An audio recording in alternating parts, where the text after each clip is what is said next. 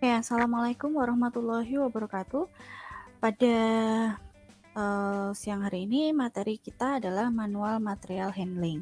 Sebelum kita mulai kelas pada hari ini, mari kita membaca basmalah bersama-sama. Bismillahirrahmanirrahim. Ya, manual handling, apa itu manual handling? Jadi manual handling itu adalah sebuah activity ya yang menggunakan muscular or skeletal system. Jadi otot kita atau skeletal system kita menggunakan itu untuk berinteraksi dengan pekerjaan, entah itu pushing, lifting, pulling, holding, carrying, striking, atau throwing gitu ya.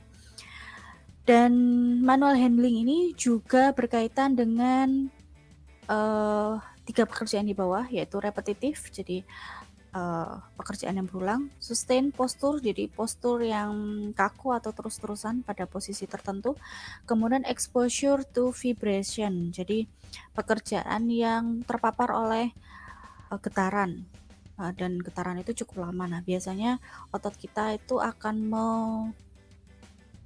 preventif gitu ya, akan preventif terhadap getaran tersebut, sehingga otot atau kekuatan otot yang digunakan cukup terasa di situ.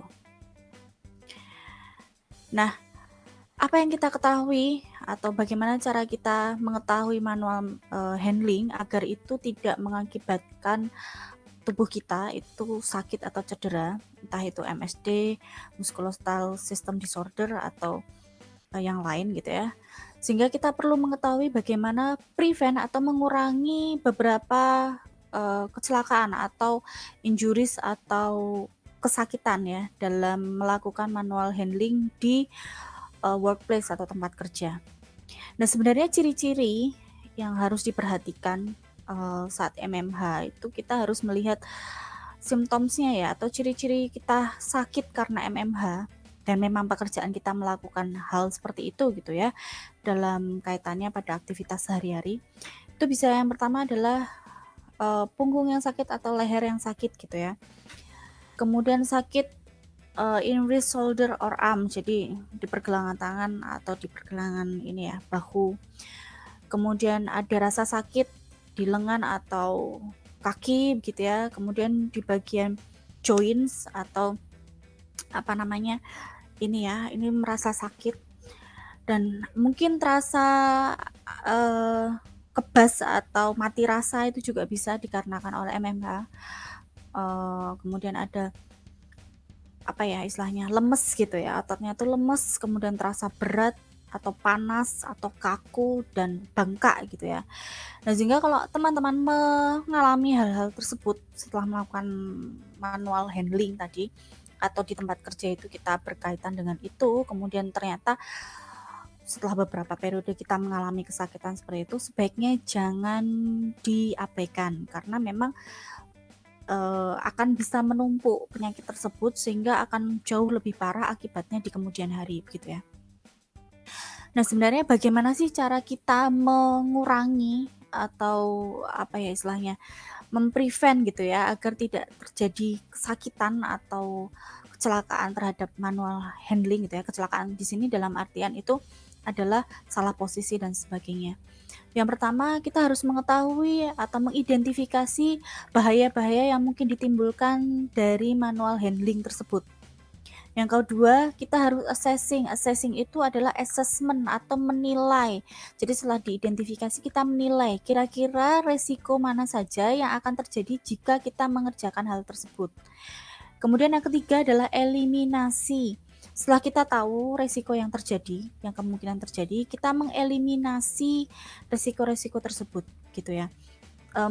Mengeliminasi itu ada tingkatannya, ada 5, nanti di belakang ada gitu ya. Bagaimana cara mengurangi atau menghilangkan atau mensubstitusi dan seterusnya. Sehingga yang kita terima, resiko yang kita terima itu sangatlah rendah untuk tubuh kita gitu ya.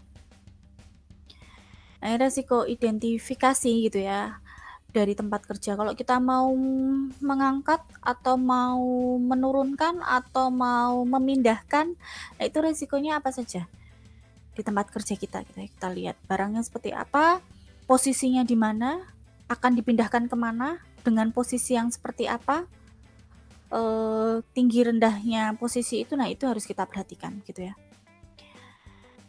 Nah, Eee, Sehingga sebenarnya sebelum kita mengangkat ya, kita harus tahu dulu apa yang mungkin terjadi. Jadi sebelum kita mengangkat barang tersebut dan setelahnya. Sebelum itu maksudnya begini, bagaimana cara kita mengangkatnya? Seperti yang tadi saya bilang ya. Kemudian posisinya bagaimana, akan dipindahkan kemana, dan seterusnya. Kemudian kita lihat setelah kita mengangkat barang tersebut tadi, setelah kita pindahkan, apa yang terjadi, kesakitan apa yang mungkin kita alami gitu ya, sehingga kita akan tahu resiko-resiko yang terjadi saat mengangkat atau manual handling gitu ya. Nah, sehingga dalam mengassessment kita harus tahu bagaimana saat kita mengangkat itu posturnya seperti apa, kemudian tekanannya, kekuatan yang akan kita pakai gitu ya, kemudian repetitive motion atau movement itu seperti apa. Kalau barangnya satu, it's okay, nggak perlu harus diulangi. Tapi ternyata kalau kita di bagian loading unloading barang misalnya, atau di bagian JNE misalnya, atau JNT misalnya, kita harus berkali-kali masukin barang, ngeluarin barang, dan seterusnya. Itu repetitive atau repetition movement. Kemudian kecepatannya seperti apa, harus cepatkah, dan seterusnya. Kemudian terpapar oleh getaran atau tidak, durasinya berapa lama gitu ya. Kemudian workplace-nya atau workstation layout-nya, kita mengangkat itu seperti apa, dari mana ke mana, dengan lingkungan kerja yang seperti apa, ada undakan kah, atau ada turunan kah, atau posisinya harus kita letakkan di tempat yang tinggi kah, atau harus kita letakkan di tempat yang bawah, atau kita mengambilnya tadi ya di tempat yang posisi atas kah, atau di posisi yang di bawah kah, dan seterusnya. Kemudian ada kondisi-kondisi yang lain gitu ya, atau karakteristik dari item itu sendiri, lokasinya, dan seterusnya. Kemudian work organization-nya, sistemnya seperti apa gitu ya, apakah bisa kita pinjam dari perusahaan gitu ya untuk alat untuk ngangkutnya, trolinya, atau memang diangkut person to person gitu ya, jadi nyalur dan sebagainya. Itu harus kita ketahui. Nah, sehingga perlu diketahui bahwa likelihood, jadi kecenderungan akan terjadinya injury itu seperti apa, atau kecelakaan atau kesakitan itu seperti apa. Kemudian konsekuensinya dari pekerjaan itu atau kesakitan itu seperti apa gitu ya. Nah, sehingga perlu diperhatikan tadi bahwa action kita seperti apa, movement kita seperti apa, workplace kita seperti apa, postur kita seperti apa, durasinya seperti apa, lokasinya seperti apa, karakteristik dari lingkungan kerja maupun barang tersebut seperti apa, kemudian skill kita atau training atau experience-nya kita seperti apa. Jadi ini kaitannya dengan keahlian. Kalau Anda tidak terbiasa atau bukan di bidang untuk unloading atau loading barang misalnya, kemudian Anda tiba-tiba ditugaskan di tempat itu, tentu Anda harus training dulu gitu ya, agar tahu cara mengangkat dan sebagainya. Kalau tiba-tiba Anda masuk ke bagian itu, kemudian Anda loading unloading barang, tentu akan berpengaruh terhadap tubuh Anda. Kemudian personal karakteristik atau special needs of employee, misalnya Anda perempuan, tidak mungkin lah untuk mengangkat barang dan seterusnya. Seperti itu contohnya gitu ya. Nah, ini adalah risk assessment, konsekuen, dan likelihood-nya. Jadi likelihood itu ada A, B, C, dan D. Jadi kecenderungannya atau kemungkinan terjadinya gitu ya, dari A sampai dengan E. Kemudian konsekuensi itu dari 1 sampai dengan 5, itu adalah dampaknya. Jadi jika Anda melakukan pekerjaan itu dampaknya apa? Dari nomor 1 insignifikan sampai dengan 5 katastrofik gitu ya, atau kematian dan seterusnya. Nah, itu kemudian Anda masukkan kira-kira pekerjaan Anda dari likelihood-nya seperti apa, konsekuensinya seperti apa, kemudian matriksnya itu ketemunya di mana. Ini bisa digunakan untuk risk assessment gitu ya. Nah, ini yang saya tadi bilang, eliminasi atau controlling terhadap resiko. Jadi apa saja kontrol yang mungkin terjadi gitu ya.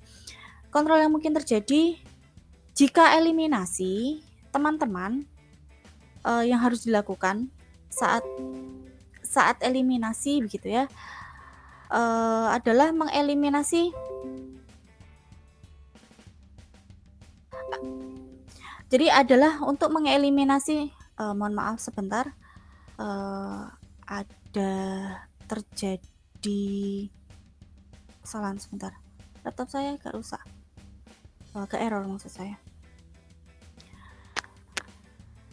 Sebentar ya, sebentar.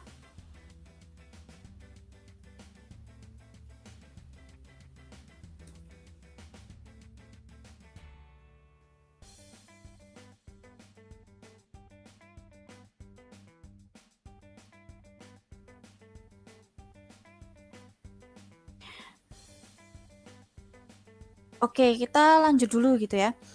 Jadi kalau misalnya, teman-teman begitu ya, teman-teman ingin mengeliminasi, mensubstitusi, kemudian engineering atau merancang gitu ya, kemudian administrasi, kemudian yang terakhir adalah APD gitu. Nah, itu apa yang, terjadi begitu ya. Jadi kalau misalnya Anda mengeliminasi itu memang menghilangkan. Kalau memang bisa dihilangkan, resiko itu dihilangkan. Tapi kalau bisa disubstitusi, jadi kalau tidak bisa dihilangkan ya Anda substitusi. Jadi ternyata barangnya berbahaya. Bisa nggak Anda substitusi dengan tempat lainnya? Misalnya tadinya tempatnya, wadahnya misalnya untuk naruh barang-barang produk Anda atau barang yang belum diassembly misalnya itu menggunakan keranjang besi. Kemudian Anda substitusi karena ternyata kalau orang lewat itu biasanya kesenggol kakinya dan sebagainya atau lecet tangannya, nggak sengaja tergores gitu ya. Anda substitusi menjadi keranjangnya itu, wadahnya itu atau tempatnya itu bahan bakunya dari plastik misalnya. Kemudian engineering ini kaitannya dengan Anda merubah desain atau merubah tempat atau merubah lingkungan kerja Anda.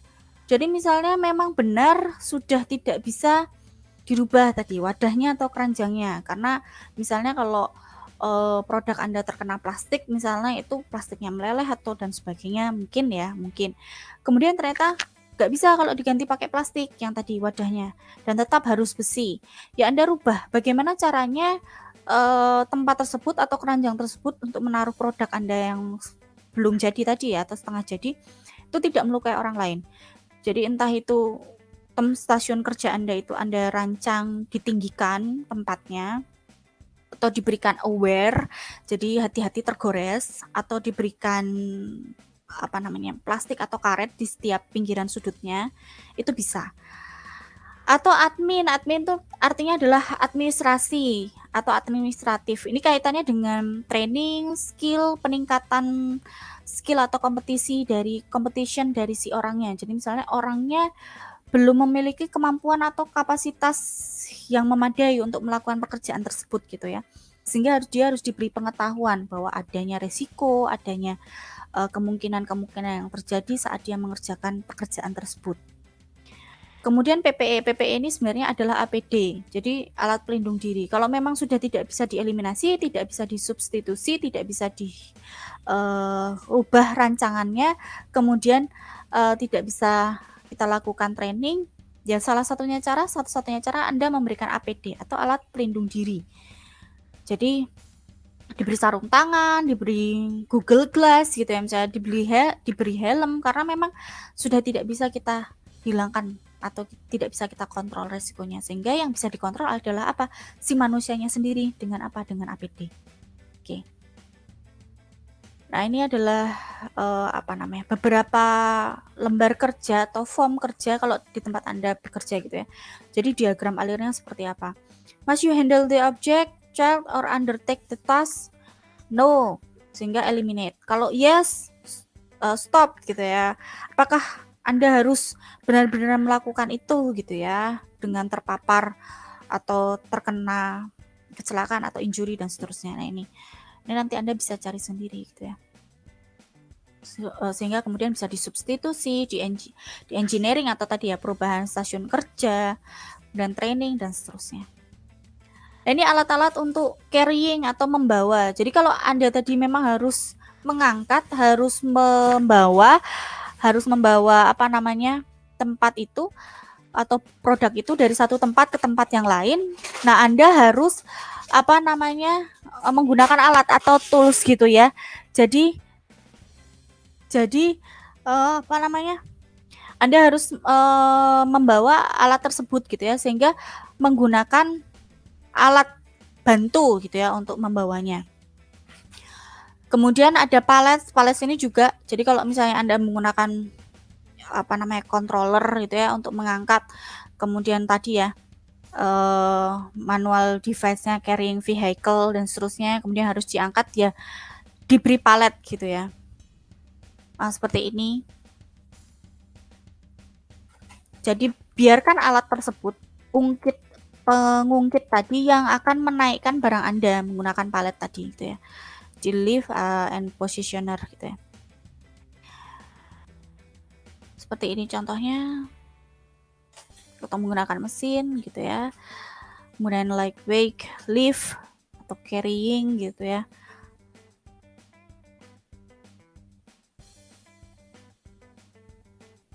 Nah, sehingga jangan sampai Anda mengerjakan pekerjaan itu seperti ini. Jadi ngambilin barang Anda harus bungkuk bending gitu ya. Bend. Badan Anda itu ngebend gitu ya. Sehingga ada overreaching. Jadi Anda harus meraihnya itu sangat-sangat apa ya? Stretch out gitu ya. Kemudian adanya fatigue, nanti kelelahan dan seterusnya. Nah, ini mungkin tadi ya, Anda tidak bisa mengeliminasi, tidak bisa mensubstitusi, Anda bisanya adalah engineering atau merubah stasiun kerja. Nah, mungkin ini bisa diberikan gitu ya, diberikan menjadi solusi. Jadi Anda merubah stasiun kerjanya seperti ini. Itu juga bisa. Nah, biasanya kalau untuk melihat jadi bagaimana K3 atau dalam kita stasiun kerja itu sendiri, nah biasanya dilihatnya pakai NIOSH gitu ya, National Institute of Occupational Safety and Health. Jadi ini adalah badan ya, badan internasional yang mengembangkan suatu persamaan untuk membantu ahli ergonomi gitu ya, untuk K3-nya dan praktisi untuk K3-nya. Tahun 1981 dan tahun 1991. Jadi tujuannya untuk membantu mencegah atau mengurangi kejadian sakit punggung. Jadi kalau 1981 hanya ada batas tindakan saja, action limit dan MPL atau maximum permissible limit, atau di tahun 1991 disempurnakan menjadi RWL, yaitu recommended weight limit.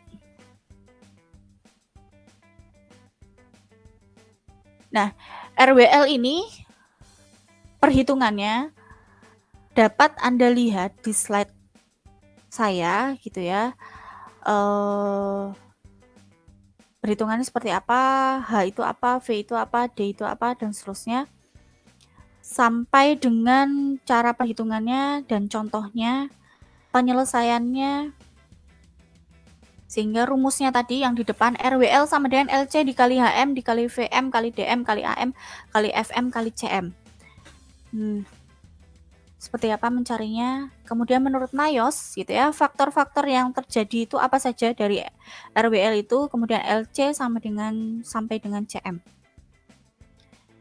Nah, ini adalah contoh kasus atau untuk latihan gitu. Anda silakan berhati sendiri terhadap kasus tadi gitu. Kemudian alhamdulillah untuk hari ini kita sudah selesai materi. Terima kasih. Tetap semangat, tetap sehat, stay safe dan stay healthy. Oke, terima kasih. Mari kita membaca hamdalah bersama-sama. Alhamdulillahirabbil alamin.